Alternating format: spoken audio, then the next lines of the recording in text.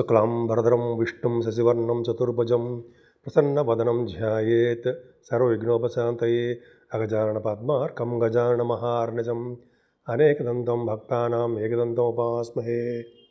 ఓం గం గణపతయే నమః. ఓం శ్రీమాత్రే నమః. ఓం శ్రీ గురుభ్యో నమః. మా ఆది ఆస్ట్రాలజీ చూస్తున్నటువంటి మీ అందరికీ, అలాగే విదేశాల్లో కూడా ఉంటూ నా వీడియోస్ చూస్తున్నటువంటి మీ అందరికీ పేరు పేరున నా హృదయపూర్వక నమస్కారాలు. ఇప్పుడు మనం 16 ఏప్రిల్ నుంచి 30 ఏప్రిల్ అంటే 16th ఏప్రిల్ నుంచి 30th ఏప్రిల్ అంటే 15 days ఏప్రిల్లో ఎలా ఉండబోతోంది అంటే మేషరాశి నుంచి మీనరాశి వరకు కూడా ఈ రాశుల వాళ్ళ ప్రభావం ఎలా ఉండబోతుందో ఇప్పుడు తెలుసుకుందాం. దానికంటే ముందర మీరు మీ జాతకాలు చూపించుకోదలుచుకుంటే మా ఆది ఆస్ట్రాలజీని కన్సల్ట్ చేయండి. ముఖ్యంగా మీ date of birth, time of birth most important అండి, అంటే ప్లేస్ ఆఫ్ బర్త్, ఈ 3 ఇంపార్టెంట్ అనమాట. ఉంటే మీరు ఏ ప్రాబ్లమ్స్ ఏమైనా ఉన్నా కూడా నాకు ఫోన్ చేస్తే నేను తప్పకుండా పరిష్కార మార్గాలు నేనే మీకు సూచిస్తాను. మిథున రాశి వారికి ఈ నెల మొత్తం కూడా ఈ 15 రోజులు కూడా అంటే 16th ఏప్రిల్ నుంచి 30th ఏప్రిల్ కూడా చాలా బాగుందండి. ముఖ్యంగా మీరు అనుకున్న పనులన్నీ కూడా విజయవంతం చేసుకుంటారు. కష్టపడుతున్నారు, కష్టపడ్డందుకు ఫలితం ఖచ్చితంగా దక్కి తీరుతుంది. అంతేకాకుండా ఫైనాన్షియల్గా కూడా ఏమాత్రం ఇబ్బంది పడరండి. ఇక్కడ ఏంటంటే చంద్రుడు తప్ప అన్ని గ్రహాలు కూడా రాహు నుంచి కేతు వరకు కూడా అన్ని గ్రహాలు అంటే ఎక్సెప్ట్ చంద్రుడు తప్ప కాలసర్ప దోషంలో ఉన్నాయి. కొద్దిగా మిథున రాశి వాళ్ళే కాదండి, అన్ని రాశుల వాళ్ళకి కూడా కొద్దిగా జాగ్రత్తగా సూచన ఏంటంటే రాహుకేతు ప్రభావం ఉంటుంది కాబట్టి కొద్దిగా జాగ్రత్తగా ఉంటే సరిపోతుంది. అలాగే ఫైనాన్షియల్ విషయంలో కూడా అంటే ఆర్థికంగా కూడా మరేమాత్రం ఇబ్బంది పడరు. కాకపోతే ద్వితీయ భావంలోనే కుజుడు ఉండడం వల్ల, ఆయన మీకు పాపి అవడం వల్ల, 11th house లార్డ్ అవ్వడం వల్ల, ద్వితీయ భావంలో ఉండడం వల్ల మీకు రావాల్సిన సంపదలు తగ్గుముఖం పడుతూ ఉంటాయి. ఒక విధంగా త్వరగా రావు. మీకు డబ్బులు అనేవి కొద్దిగా స్లోగా వస్తుంటాయి, కొన్ని సందర్భాల్లో రావు కూడా. కొంతమందికి మీ ల్యాండ్స్ సంబంధించిన ప్రాబ్లమ్స్ ఉండడానికి అవకాశం ఉంది. భూ తగాదాలు, భూమి వలన ఇబ్బందులు ఇవన్నీ ఉండడానికి అవకాశాలు ఎక్కువ ఉన్నాయి. ఏదైనా మిథున రాశి వాళ్ళకి ఫైనాన్షియల్ స్టేటస్లో ఏమాత్రం ఇబ్బంది పడాల్సిన అవసరం లేదు. ఏదేమైనా కేతు 4th భావంలో ఉండడం వల్ల, 5 గ్రహాల యొక్క దృష్టి ఉండడం వల్ల చక్కగా మీ మదర్ గారి యొక్క ప్రేమాభిమానాలు ఎక్కువగా ఉంటాయండి. అలాగే మీలో కొంతమందికి సంగీతం అంటే ఇష్టం బాగా ఎక్కువ, ఆ సంగీత సాధన చేస్తూ ఉంటారు. చదువు విషయంలో ఏమాత్రం ఇబ్బంది పడరండి. విద్యార్థులకి చక్కటి చదువు వస్తుంది. ఉన్నతమైనటువంటి చదువులు రీత్యా విదేశాలు కూడా వెళ్ళవలసి వస్తుంది అని చెప్పచ్చు. అంతేకాకుండా అండి 4th భావం బాగుందంటే చాలామందికి వాహనాలు, గృహాలు అంటాం కదా, ఇవన్నీ సిద్ధిస్తాయి. కుజుడు నీచ స్థితిలో ఉన్నప్పటికీ కేతువు కాబట్టి ఆయన కుజుడిచ్చే ఫలితాలన్నీ ఇస్తాడు, మంచి జరుగుతుంది. ముఖ్యంగా రైతులకి మాత్రం పంటలో ఏమాత్రం నష్టం రాదు, వాళ్ళకి విజయం సాధిస్తారు. ఫైనాన్షియల్ స్టేటస్ పెరుగుతుంది, ధన సంపాదన పెరుగుతుంది. అంతేకాకుండా 6వ భావాన్ని కూడా గురు ప్రభావం ఉండడం వల్ల మేనమామలిగా బాగుండడము, మీ ఆరోగ్యం కూడా చక్కగా ఉండడానికి అవకాశాలు ఉన్నాయండి. ఆరోగ్యం పట్ల మీరు శ్రద్ధ వహిస్తే సరిపోతుంది కొద్దిగా. ఎందుకంటే శత్రు భయం అనేది చాలా తక్కువ, కానీ కనపడిన శత్రువులు కూడా మీకుంటారు. కొద్దిగా జాగ్రత్తగా ఉంటే సరిపోతుందండి. రుణాలు చేసే సౌకర్యాలు ఎప్పుడూ కూడా అది జగమెరిగిన సత్యమే కాబట్టి అది ఉంటూనే ఉంటాయి, మనం తీరుస్తూనే ఉంటాం. ఈ క్రెడిట్ కార్డు అంటాం కదా, అలా అని చెప్పి నేను రుణాలు చేయండి నేను చెప్పను, అద్భుతంగా ఉంటుంది మీకు. కాకపోతే మీ మేనమామలు కూడా చాలా బాగుంటుందండి. కాంపిటీషన్ ఎగ్జామ్స్కి విదేశాలు వెళ్ళడానికి ఎగ్జామ్స్ రాసే వాళ్ళకి అవన్నీ సక్సెస్ఫుల్గా ఉంటాయి. కొంతమందికి లా రిలేటెడ్ సంబంధించిన వాటిలో కూడా విజయం సాధిస్తూ ఉంటారు. మీ భార్యాభర్తల విషయంలో చిన్న చిన్న మనస్పర్ధలు వచ్చినప్పటికీ చాలా కొద్ది రోజుల్లోనే ఆ సమస్యలన్నీ తీర్పడానికే అవకాశాలు ఎక్కువ ఉన్నాయి. కాకపోతే అంటే శని ప్రభావం కూడా 7వ స్థానాన్ని చూడడం వలన భార్యాభర్తల విషయంలో చిన్న చిన్న ప్రాబ్లమ్స్ రావడము, వ్యాపారస్తుల మధ్య అంటే వ్యాపారస్తులు అంటే అర్థం ఏంటంటే మీ బిజినెస్లో భాగస్వాములు ఉంటారు కదా, పార్ట్నర్షిప్ ఉంటారు కదా, వాళ్ళకి కొద్దిగా మీ మనస్పర్ధలు రావడము, విడిపోవడానికి అవకాశాలు ఉంటాయి. అంతేకాకుండా 8వ భావానికి కూడా గురుదృష్టి ఉండడం వల్ల, అష్టమాధిపతుల బ్రహ్మాండంగా ఉండడం వల్ల చక్కటి ధనయోగం ప్రాప్తి కలుగుతుందండి. అలాగే సంపాదన పెరుగుతుంది. ముఖ్యంగా మీకంటే మీలో కొంతమందికి విదేశాలు వెళ్ళడానికి అవకాశం ఉంటుంది. సేవకాజనం ఉండడానికి అవకాశాలు ఎక్కువ ఉన్నాయి. అలాగే అష్టమ భావం కూడా బాగా చూస్తాం కాబట్టి ఆరోగ్య విషయంలో ఎక్కువ పర్ఫెక్ట్గా చాలా బాగుంది. అష్టమ స్థానాన్ని కూడా మన ఇండికేషన్ ఏంటంటే లా సంబంధించిన విషయాల్లో కూడా మీరు విజయం పొందుతారు. 9th హౌస్లో దశమంలో ఉన్నాడు శని ఉంటే మంచి పేరు ప్రఖ్యాతులు ఉంటాయండి. మీరు చేస్తున్న ఉద్యోగంలో మంచి నేమ్ అండ్ ఫేమ్ ఉంటుంది.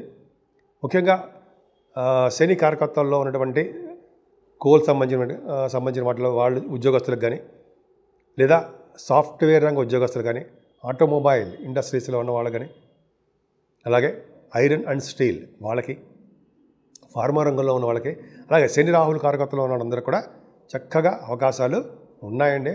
ప్రమోషన్స్ కూడా వస్తాయి. మీ ఆడవాళ్ళకి చెప్తున్నానండి, కష్టపడండి, కష్టాన్నే నమ్ముకుందాం మనం, అంతే. ఈ ఫలితాలను కూడా క్యాజువల్గా తెలుసుకోవడం మాత్రమే చెప్తున్నా. మెయిన్ అంతా మీ జాతకం మీద ఆధారపడి ఉంటుంది. చివరిలో చెప్పుకుందంతా సరే. 10th హౌస్లో చూసుకుంటారంటే బుధ శుక్రుల కాంబినేషన్. బుధ శుక్రుల కాంబినేషన్ ఒక అద్భుతం అండి. ఏంటంటే సినిమా రంగంలో ఉన్న వాళ్ళకి బాగా కలిసి వస్తుంది అని చెప్తాం మనం.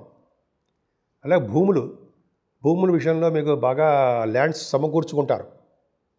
అలాగే సాధారణంగా మీరు చర్చలలో పాల్గొంటారు. చర్చలు అంటే ఏంటంటే డిబేట్స్, సక్సెస్ఫుల్గా ఉంటారు. అలాగే మీ దాంట్లో వేదశాస్త్ర పండితులకి చాలా బాగుంటుందండి. 10th భావం బాగుంది కాబట్టి శని రాహువులు దశమంలో ఉన్నారంటే గంగాస్నానం చేయిస్తారు.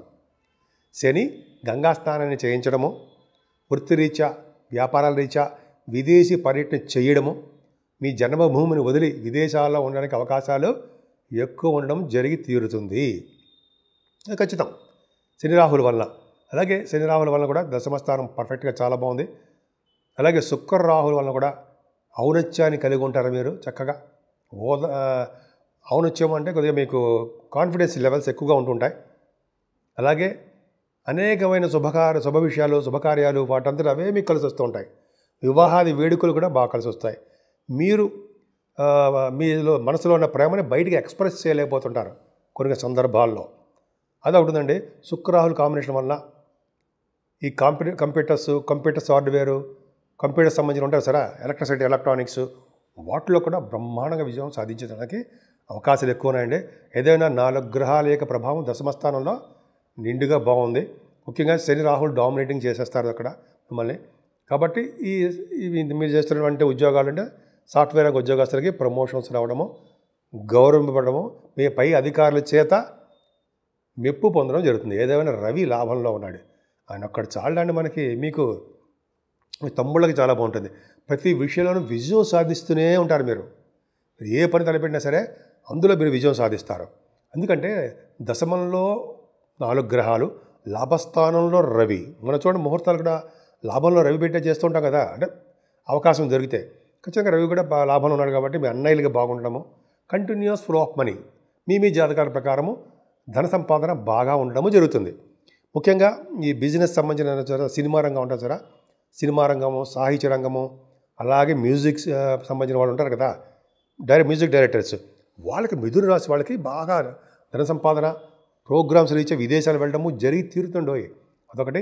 గురుడు 12వ భావం ఉన్నాడు కాబట్టి కొద్దిగా వ్యయం ఎక్కువ ఉంటుందండి. సన్మానాలు జరుగుతుంటాయి, విదేశాలు వెళ్తుంటారు.